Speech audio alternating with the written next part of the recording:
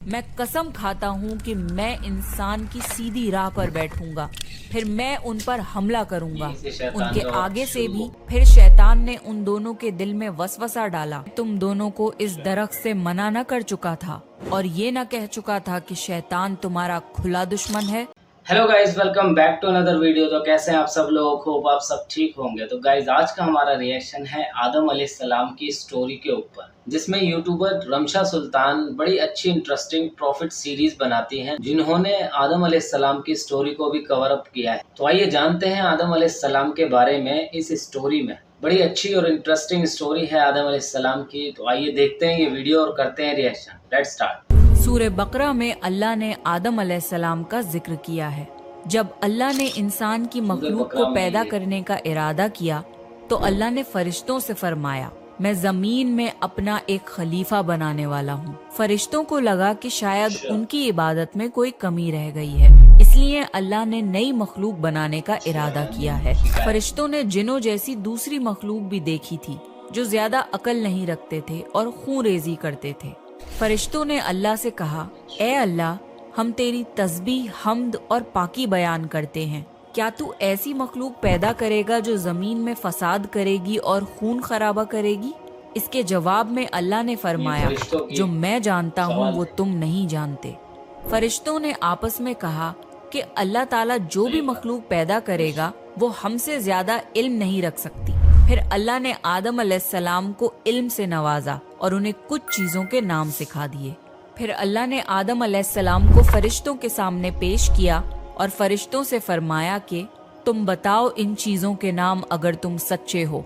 फरिश्तों ने कहा कि हम उतना ही इल्म जानते हैं जितना तूने हमें सिखाया है, उसके सिवा हमें कुछ नहीं मालूम। फिर अल्लाह ताला ने फरमाया, ए आदम, तुम बता दो इनको इन चीजों के नाम।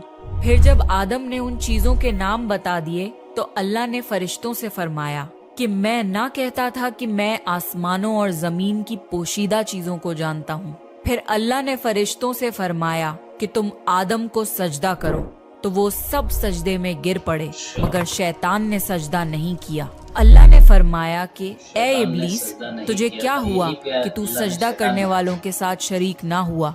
शैतान ने तकब्बुर में कहा कि मैं ऐसा नहीं हूँ कि इंसान को सजदा करूं जिसे तूने खनखनाते हुए सड़े हुए गारे की मिट्टी से बनाया है। मैं उससे बेहतर हूँ। तूने मुझे आग से पैदा किया और उसे मिट्टी से पैदा किया है।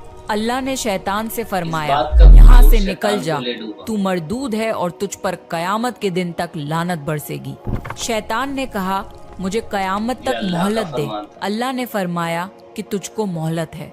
शैतान ने अल्लाह से कहा कि तूने मुझे गुमराह किया है। मैं कसम खाता हूँ कि मैं इंसान की सीधी राह पर बैठूंगा, फिर मैं उन पर हमला करूंगा। उनके आगे से भी, पीछे से भी, दाएं से भी और बाएं से भी, और उनमें से अक्सर को तू शुक्रगुजार नहीं पाएगा। अल्लाह ने फरमाया, तू यहाँ से निकल जा जलीलो ख्वार। जो उनमें से तेरा कहना मानेगा तो मैं जरूर तुम सब से जहन्नुम को भर दूंगा।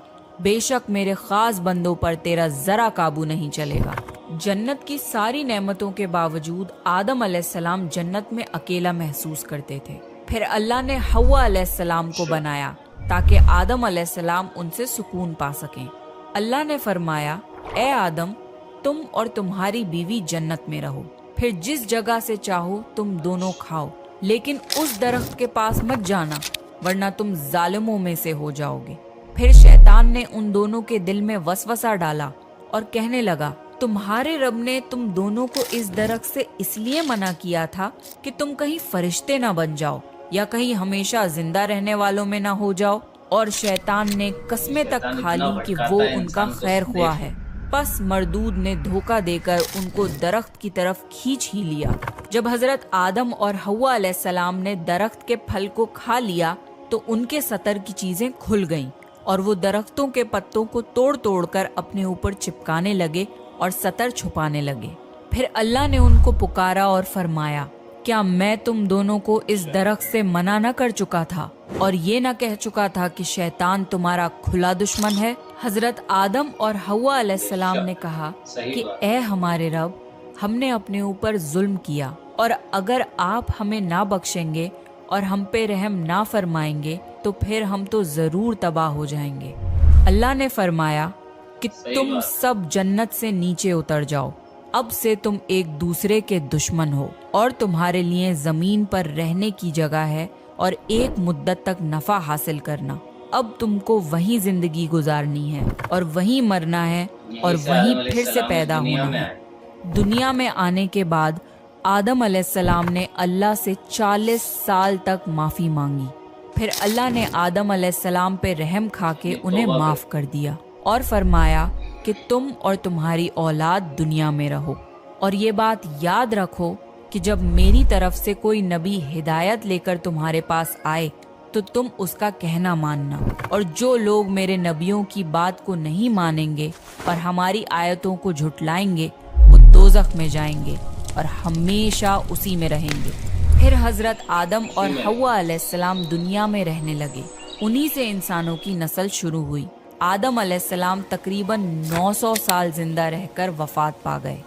قرآن کے اس واقعے سے ہمیں یہ ہدایت ملتی ہے کہ جب شیطان نے غلطی کی تو اس نے معافی مانگنے کی بجائے تکبر کیا اور اللہ کو ہی اپنی گمراہی کا الزام دیا، پر جب آدم علیہ السلام سے غلطی ہوئی تو انہوں نے اپنی غلطی مانی اور فوراً توبہ کری اور تب تک معافی مانگتے رہے جب تک اللہ کو راضی نہ کر لیا۔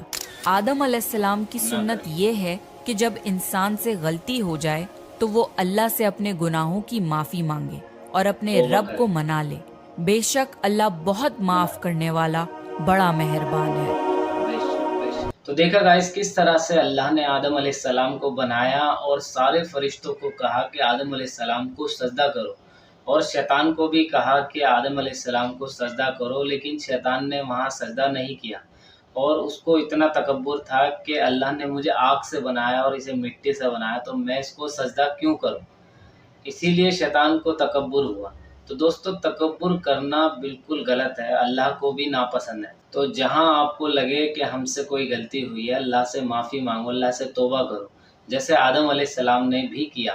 40 سال تک اللہ سے توبہ کری عبادتوں میں۔ تو یہ تھی بڑی انٹرسٹنگ سٹوری آدم علیہ السلام کی۔ تو اگر آپ پروفٹ سیریز کو اور دیکھنا چاہتے ہیں تو ان کے مین چینل کو بھی سبسکرائب کر سکتے ہیں، لنک میں ڈسکرپشن میں ڈال دوں، اور ان کے اوپر میں نے ایک پروفٹ سیریز یوسف علیہ السلام کے اوپر بھی بنائی ہے، میرے مین چینل پہ جا کے بھی آپ اسے دیکھ سکتے ہیں۔ آئی ہوپ آپ کو میری ریئیکشن کے ساتھ ساتھ یہ سب فیکٹس بھی سمجھ آئے ہوں گے۔ امید کرتے ہیں آپ کو ویڈیو پسند آئی ہوگی۔ باقی ویڈیو کو like, comment, share and subscribe ضرور کریں۔ ملتے ہیں کیسی اچھی انٹرسٹنگ ویڈیو کے ساتھ، تب تک کے لیے